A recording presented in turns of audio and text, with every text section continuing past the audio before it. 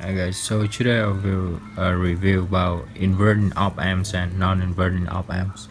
So for inverting op amps, whatever you fit to input, it will has the negative side in the output, negative side of the input, which means if you fit positive, it will get you get negative. If you fit negative, you get positive.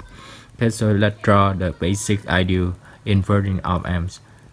So an ideal op amp has high impedance or infinite impedance, which means the current to the op amps will be equal zero. So we have R1 here, we have R2 and V out. So in the inverting op amps, V in will be at R1 and this will connect to route. Positive terminal will connect to route. In contrast, in non-inverting op amps, the V in will connect to positive terminal and ground will connect to negative terminal which of the resistor. So we have R1, R2, V out. Okay, so let's analyze or let's find the gain of both them, V out over V in. Okay, so it's very basic. So I'll say that the current will go from V in to this point and go into the op amps and leaving this junction.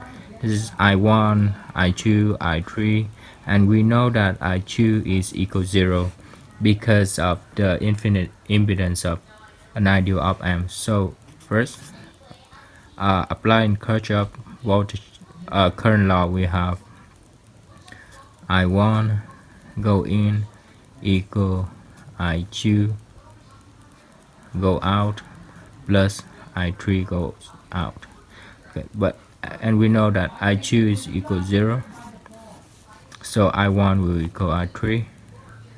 Next we have what I1 equal V in minus this junction equal this junction, which is 0, so we have V in minus 0 is V in over R1.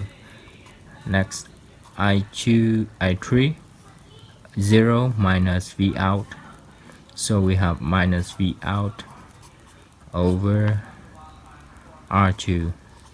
Okay, so we substitute 2 into 1, substitute in 2 into 1, we get V in over R1 equal minus V out over R2. So the gain is V out over V in will be equal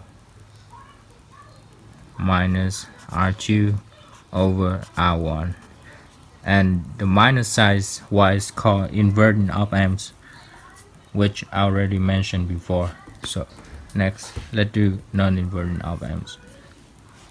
So basically we'll say I1 going to this junction, I3 leaving, I2 going to the op amps, and I2 will equal 0, and the voltage at this node and this node is equal, so the voltage is V in. Let's apply Kirchhoff current law.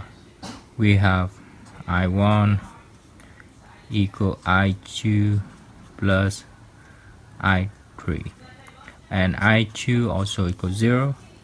Next I1 equal, we have minus 0, no, we have 0 minus V in, so it will be minus V in over R1.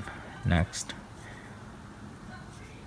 I3, so we have I3 I3 is this one, so I3 equal V in minus V out, V in minus V out over R2.